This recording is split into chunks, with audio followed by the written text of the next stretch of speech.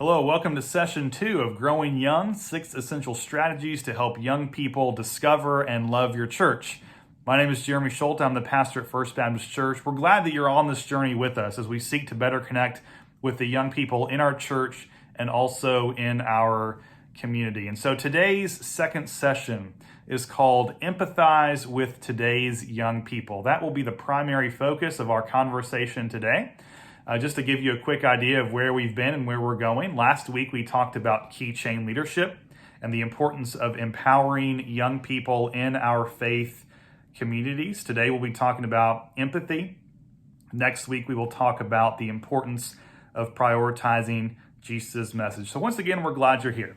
The key word today is empathy, and we're going to jump into that momentarily. But before we even get there, I want to have a quick discussion with you about generations. So I'm going to put a chart up on the screen here. You will see there a chart. It's a couple of years old. It's kind of talking about the year 2018, but it gives a good representation of the generations that are represented across our church, but also across culture today. This is generally how we regard or refer to the various generations that exist. When we talk about growing young, we are primarily talking about Generation Z and millennials. Generation Z are those born after the year 1998, and so they can be upwards of 22 years old, but we're also referring to people in their 20s and 30s, which primarily are the millennials. Millennials being born after 1981. So for the sake of this study, when we speak of young people, we could be talking about anybody in that age range, Gen Z and millennials, but you'll see the other generations there represented as well. Not to say they aren't important, and we can have discussions on every generation, but because this particular study is about growing young, when we talk of young people, we're mostly talking of Gen Z and millennials. Now, as a quick reference point, I am a millennial. I was born in 1983, so I'm amongst the oldest of the millennials. In fact, sometimes we feel like we're pulled between two worlds, between Gen X and millennials. But based on these figures of where we kind of locate our generations, I am a millennial, but I'm of the older millennial the older millennial age. So keep those in mind as we prepare to move forward, because you will want to remember that as we talk about generations, because that's going to come into play today. Oftentimes, we don't show a lot of empathy for other generations. We draw conclusions about what the other generations aren't doing right, and we like to offer a critical word. Now, once again, that can be true of all of us, just as young people can criticize older generations and not show empathy there. Once again, this study is about empathizing with young people, so we're going to hone in on that area. I do want to give you an example, or I should say a definition of empathy. And this is one you'll want to keep in mind as we go through today's study. Empathy is the work you do to understand people. It is your effort to understand the way they do things and why, their physical and emotional needs, how they think about the world, and what is meaningful to them. Standard University Design School is responsible for that definition, but the key here, empathy is about understanding or seeking to understand other people and where they've come from, their experiences, and what's made them the way that they are, in a way, is what empathy is. I want to give you a few examples of anti-empathy, or what is not empathy, for the sake of our discussion regarding young people. So I want to put up a couple of Facebook posts that I've recently seen. These posts that I saw were not from any of you. At least I didn't pull them from your page. If you've seen them or if you posted them, well, here's a challenging word for you. But this is not something I saw from any one of you. But here's one. Still wondering what happened to America? Well, in 1944, 18-year-olds stormed the beach at Normandy into almost certain death. In 2018, 18-year-olds need a safe space because words hurt their feelings. And so this is a meme basically poking fun at or criticizing or judging young people in this day and age, because apparently their feelings can be hurt. And because, like the boy in this picture, they can cry, and there's something wrong with that, is what this is suggesting. That is not empathy. The ideal young person in 18 years of age was what we saw in 1944 with those who took up arms and stormed the beaches at Normandy.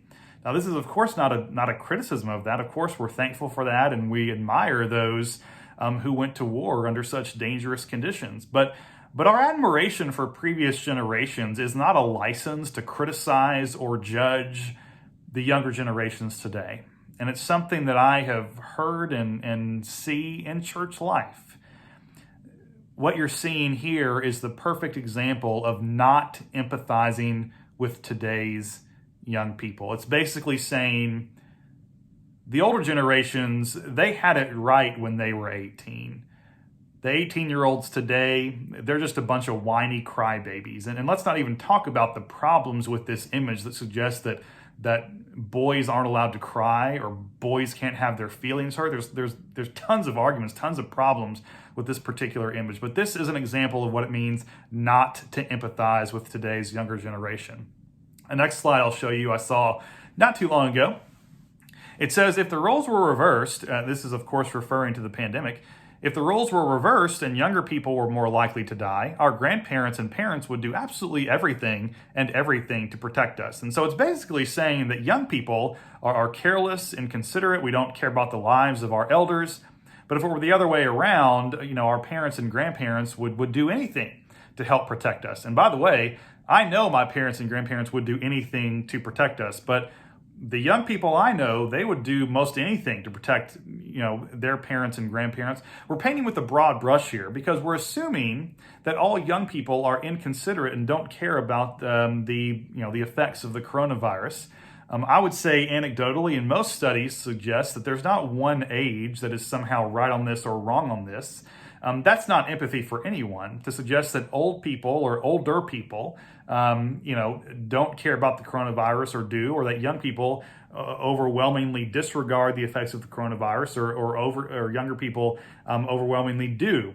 This is just not a helpful graphic. It's basically saying young people don't care about the older generation.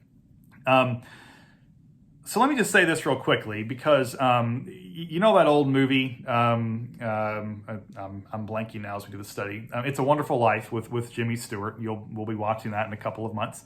There's an old that Clarence says every time, or someone says every time a bell rings, an angel gets its wings. Right? I think every time someone posts something like this on Facebook, you run a young person off from the church. That's sort of my thought. This is not helpful. This is not empathizing with today's young people. Even if in your mind you think that young people are entitled or lazy or narcissistic, this is not empathy. It's drawing judgment and criticizing, and that is not helping our churches. So I just want you to remember that. The next time you're tempted to post a meme that criticizes or judges young people, think about what you're putting up before you hit that post button. Then finally, look at this. This is a Time magazine cover from several years ago. It says, the me generation. Millennials are lazy, entitled narcissists who live with their parents or who still live with their parents. But then at the bottom, you'll see why they'll save us all. So I'm guessing that the title of this was the cover was meant to be tongue in cheek. And maybe it's an article. I didn't read the article, but I'm hoping and praying that it's maybe an uplifting or encouraging word for millennials and saying that maybe there is something good that millennials have to offer. So I'm going to go ahead and end there, but just a reminder that when we talk about empathy, there are ways that we can show criticism and judgment towards younger people that is very prevalent. Young people are the problem with today's society, or young people just don't understand, or young people have it so easy. This is not showing empathy. And one of the results of the Growing Young study put out by the Fuller Youth Institute is that we must show empathy to today's young people if we wish to connect with them and bring them into the fold of our congregations. So it's a challenging word. I want you to keep that in mind as we move forward. Let's jump into the meat of our study. In order to understand young people, we must not just show empathy, but ask questions of them and help them in life's journey. We've discovered that young people through this study wrestle with three key questions. Who am I? Where do I fit in? And what difference do I make? Questions regarding their identity, their belonging, and their purpose in the world. We must explore these questions with young people and saying, well, figure this out for yourself, or hey, you got to become strong, figure these things out on your own. No, empathizing with young people means walking this journey with them. So if as a church we're going to show empathy to our young people, we need to sit with them as they ask the questions, who am I? What's my identity? We need to be with them and talk with them when they ask the questions, where do I fit in or where do I belong? And then finally, when they say, what difference do I make in the world? We need to talk with them about their purpose and why they're valuable in our presence. That's a key part of empathy that we must hone in on.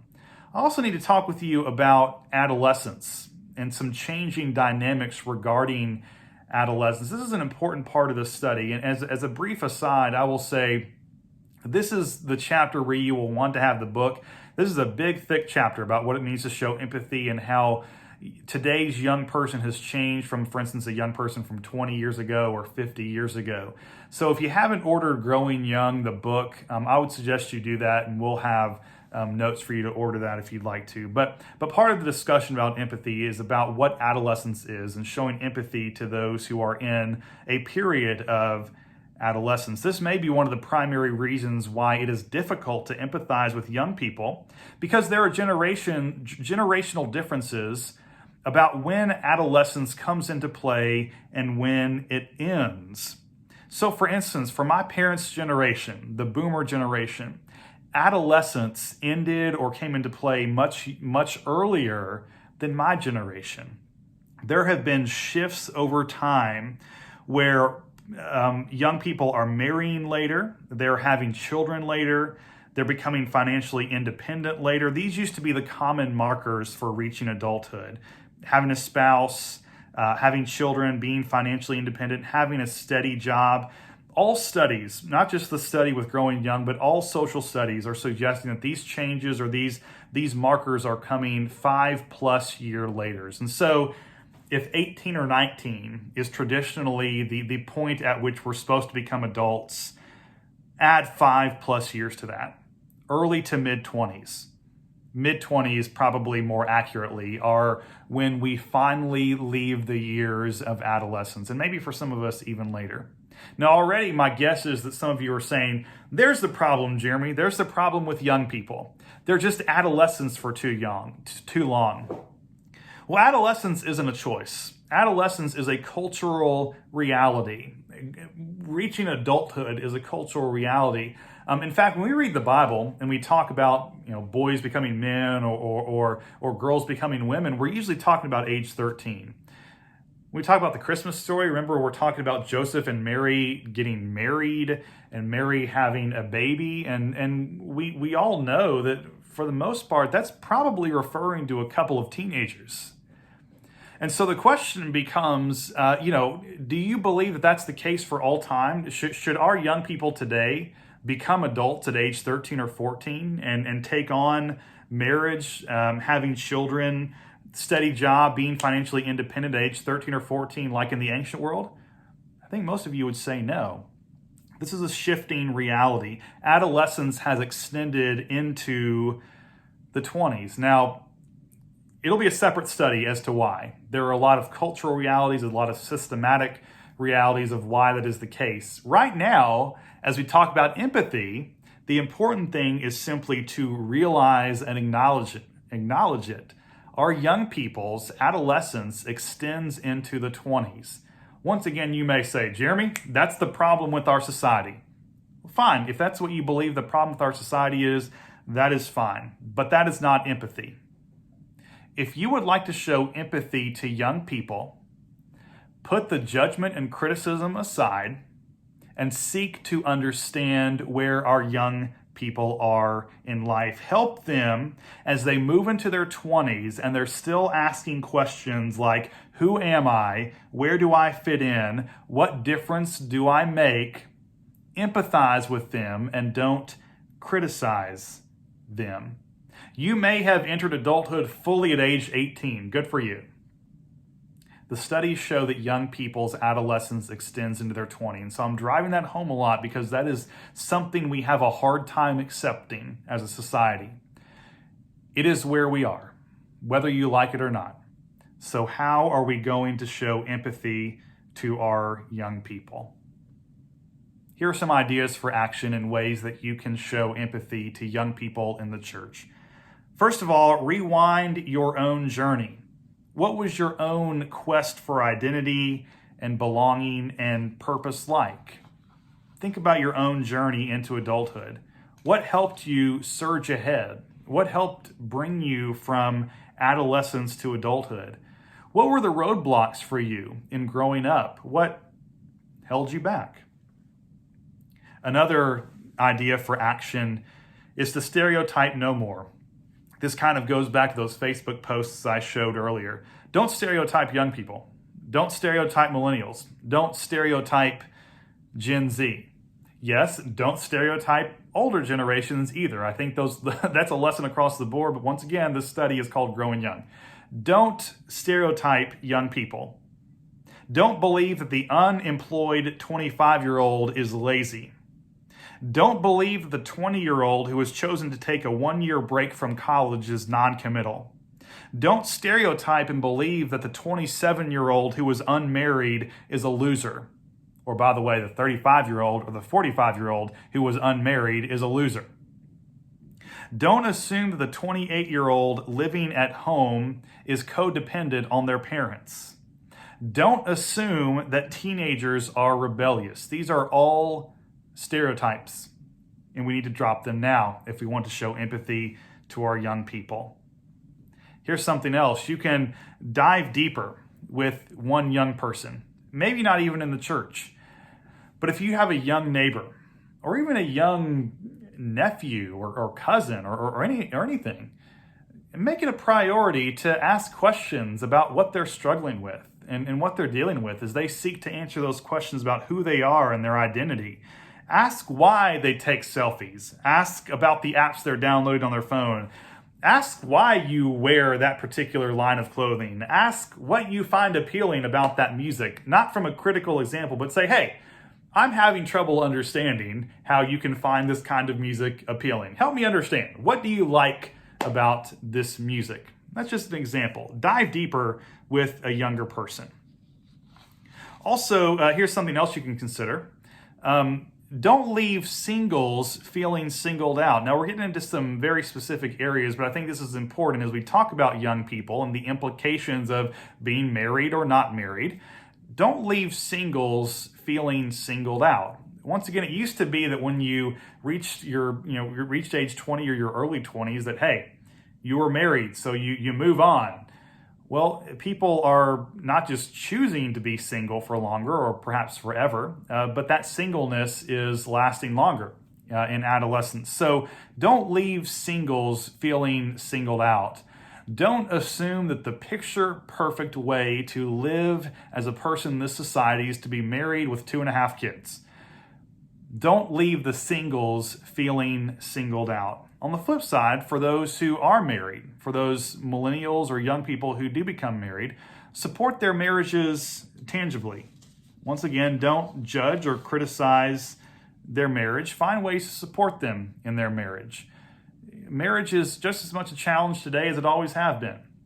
There may be additional challenges that couples are dealing with. And, even in the time that we're in right now with this pandemic, I know that many parents and those who are married without kids as well, they're struggling with how to make it in the world right now in such a challenging time. So support those who are young and married, support them tangibly.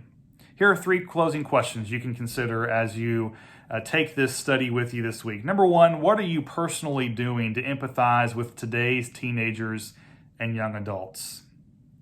Number 2, what gets in the way of your ability to empathize with young people? And then finally, how can First Baptist Church show empathy to young people as a whole? So the key word today is empathy. Yes, practice empathy in the most general sense for everyone, for every generation. But today, think about showing empathy to our young people. I want to close with a quote from Henry Nouwen. It says when we honestly ask ourselves which person in our lives mean the most to us, we often find that it is those who, instead of giving advice, solutions, or cures, have chosen rather to share our pain and touch our wounds with a warm and tender hand. The friend who can be silent with us in a moment of despair or confusion, who can stay with us in an hour of grief and bereavement, who can tolerate not knowing, not curing, not healing, and face us with the reality of our powerlessness. That is a friend who cares. Be that friend to the young people in your community. Next week is session 3. We'll talk about prioritizing Jesus' message. I look forward to seeing you then. In the meantime, thank you for joining us for this Growing Young study. I hope you have a wonderful week. We'll see you soon.